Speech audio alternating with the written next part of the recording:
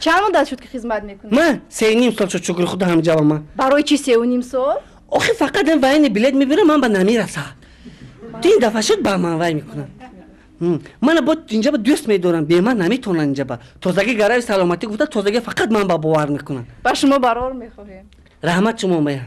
خدمت به بهتون یک خواهش کنم مایلشمی یک سرود تتون ما راحت کرده تماشا کنیم. در اجرای کی؟ در اجرای وای هندی ها این دیسک کنیتون مایلشمی این دیسکی وای کنیتون عاشق شدگی الان این بچه عاشق هر شب گیره میکند این. تشریف جان کدام سرود را شنیدن میخوای؟ یا سرود از که کینو. کدام فیلم؟ سرود که زرزجمون لومه نری زرزجمون لومه نری. آفر از هنرمندان خودمون. هنرمندان خودمون. شما کدامش معقول هم خیلی بسیار شدگی که؟ با شما کدامش معقول؟ با من راست گپ یگون کس معقول نیست. دروغی میخونم موسیقی دیگه کسایی میدونم میخونم. رفیق کاپیتان برای کمک و دستگیریتون یک جهان تشکر. تشکر شما با رحمت که اومدید. کمودی باشد بخشش. سلامت باشید.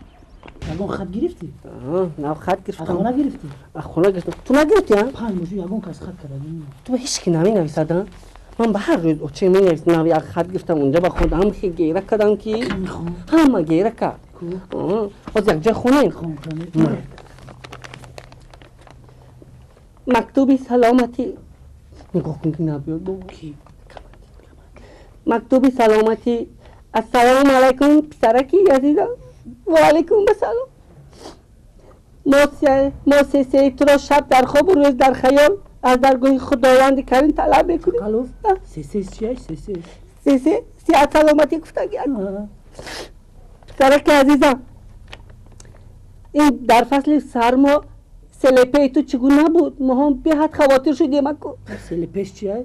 سر و لباس و پاپش گفتگی اکو که تا کدگی اکو اکانومیست و یا پسرکی عزیزم اگر از جهت خیخه تنقیصی کشیده باشه حتما با ما نویس ما با تو از جهت خیخه یاردم میکنیم همه طرفه. خیخش چیه؟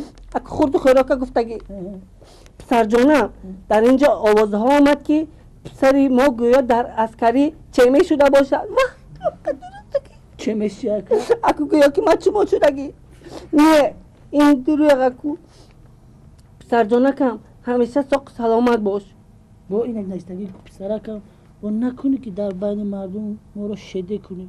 شده چیه؟ اکو گفته که نکنی که با ما شرمنده کنی هم خیلی گفتگی پسرک عزیزم باز نکنی که از همون ارتش ملی گبه کنی که ما در نزد مردم شده شویم. اکو نکنی که ارتش گریزی ما شرمنده شویم.